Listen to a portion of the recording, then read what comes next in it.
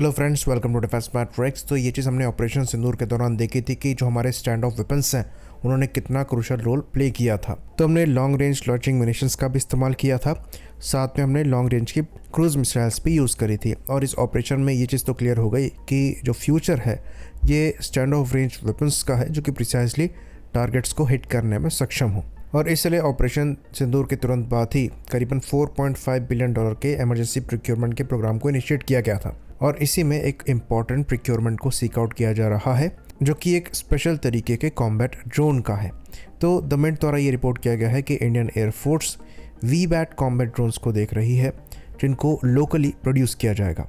तो ये चीज़ रिपोर्ट करी गई है कि इस प्लान के अंतर्गत डिफेंस मिनिस्ट्री डायरेक्टली बात कर रही है शील्ड एआई कंपनी से, जो कि इन ड्रोन्स को बनाती है। और ये ड्रोन्स इंडियन एयरफोर्स के लिए लिए जाएंगे, साथ ही साथ इनके डोमेस्टिक प्रोडक्शन को सेटअप किया जाएगा। और जो जॉइंट वेंचर होगा ये JSW डिफेंस के साथ होगा, जिसको लेकर जो जॉइंट वेंचर है शील्ड एआई और JSW defence and aerospace industry का, इसका एग्रीमेंट नवंबर 2024 में ही कर लिया गया था। तो यहाँ से ये चीज़ क्लियर हो जाती है कि जो हमारी एयरफोर्स है ये विजनरी है। ऑपरेशन सिंदूर के बाद ही हम यहाँ पर चीज़ों को इनिशिएट नहीं कर रहे हैं। हाँ, ऑपरेशन सिंदूर के बाद इस चीज़ को स्पीड अप ज़रूर किया जा रहा है। तो जो पहला कॉन्ट्रैक्ट इंडियन एयरफोर्स देगी ये करीबन $35 मिलियन का होगा, जो कि इमरजेंसी प्रोक्योरमेंट की मैक्सिमम लिमिट है।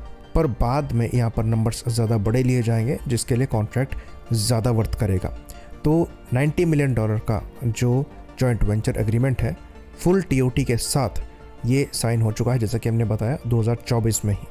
तो ये ड्रोन्स इंडिया में खाली असेंबल नहीं होंगे, बल्कि फुल टेक्नोलॉजी ट्रांसफ़र यहाँ पर होगा। और large scale local manufacturing, assembly और टेस्टिंग ये JSW द्वारा करी जाएगी। तो यहाँ पर बड़े ऑर्डर्स एक्सपेक्ट किए जा रहे हैं एयरफोर्स से भी, उसके बाद आर्मी से भी और इवन नेवी से भी। तो जो $90 मिलियन का कमिटमेंट किया गया है उसको 2 साल के पीरियड में स्पेंड करना है JSW द्वारा, जिसमें से जो $65 मिलियन हैं ये पहले 12 महीनों में ही खर्च किए जाएंगे, जिसके अंतर्गत मैन्युफैक्चरिंग फैसिलिटीज़ को ओपन किया जाएगा और जो लोकल मैन पावर है उनको ट्रेनिंग प्रोवाइड कराई जाएगी। तो जो शील्ड एआई है उनका यहाँ पर गोल है कि इंडिया को यहाँ पर मैन्युफैक्चरिंग हब बनाते हुए जो ग्लोबल ऑर्डर्स उनको मिलेंगे उसको भी यहाँ से फुलफिल किया जाए। तो ये एक अच्छा इनिशिएटिव है। अच्छी बात यहाँ पर ये है कि प्रॉपर ट्रांसफर ऑफ टेक्नोलॉजी हमें मिलेगा और लोकली हमारी प्राइवेट फर्म इन्हें मैन्युफैक्चर करेंगे। बाकी ये चीज़ हमने कल ही डिस्कस करी थी कि भले ही यहाँ पर मेयर असेंबली करी जा रही हो और जो ट्रांसफर ऑफ टेक्नोलॉजी है वो मैन्युफैक्चरिंग को लेकर ही हो, लेकिन ये प्राइवेट फर्म्स के लिए एक स्टेपिंग स्टोन का काम करेगा, जिससे उनको ऐसे सोफिस्टिकेटेड सिस्टम्स पर काम करने का एक्सपीरियंस मिलेगा, जो कि बहुत ज़्यादा क्रूशल है। तो खाली लोकल R&D प्रोडक्ट को ही नहीं हमें सपोर्ट करना है, बल्कि ऐसी प्राइवेट कंपनीज द्वारा करी जाने वाली लाइसेंस मैन्युफैक्चरिंग को भी सपोर्ट करना है।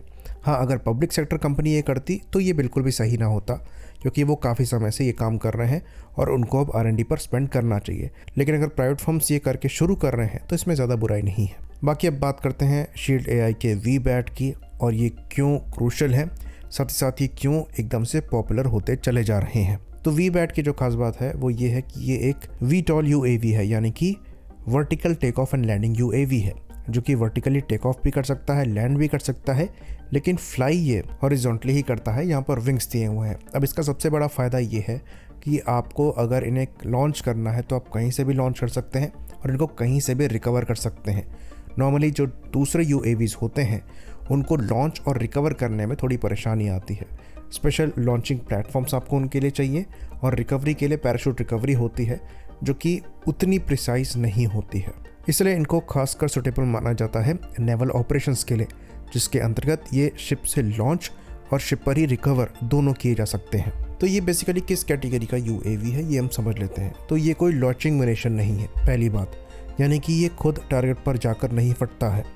इनका मेन काम जो है ये इंटेलिजेंस, सर्विलेंस और रिकॉग्निजेंस का है, लेकिन ये वेपन पेलोड भी ड्रॉप कर सकते हैं, साथ में वेपन्स को गाइडेंस भी प्रोवाइड करा सकते हैं। तो वेपन पेलोड के पार्ट पर अभी भी काम किया जा रहा है, टेस्टिंग चल रही है, लेकिन ये दूसरे प्लेटफॉर्म द्वारा फायर किए गए वेपन को गाइडेंस जरूर प्रोवाइड करा सकते हैं, उसकी सहूलियत मिल जाती है। यहाँ पर आपको लेज़र डेजिग्नेटर और लेज़र रेंज फाइंडर दोनों मिलेगा, साथ में सिंथेटिक अपर्चर रडार भी दिया गया है, और यहाँ पर सैटेलाइट कम्युनिकेशन भी दिया गया है beyond line of site operations के लिए। तो इस ड्रोन की जो सबसे ज़्यादा खास बात बताई जाती है वो ये है कि ये GPS डिनाइड और जैमिंग एनवायरनमेंट में भी काम कर सकता है, जिसके लिए इसके AI फीचर का इस्तेमाल किया जाता है। तो इसको हाइव माइंड पायलट कहा जाता है और ये एक्चुअली काफ़ी ज़्यादा इफेक्टिव साबित हुआ है रियल कॉम्बैट में इनका इस्तेमाल किया गया है, जहाँ पर जो EW एनवायरनमेंट है वो काफ़ी ज़्यादा इंटेंस था और वहाँ पर भी इस प्लेटफॉर्म ने एज एक्सपेक्टेशन परफॉर्म किया है। और ये क्रूशल इसलिए हो जाता है क्योंकि दूसरे प्लेटफॉर्म वहाँ पर स्ट्रगल कर रहे थे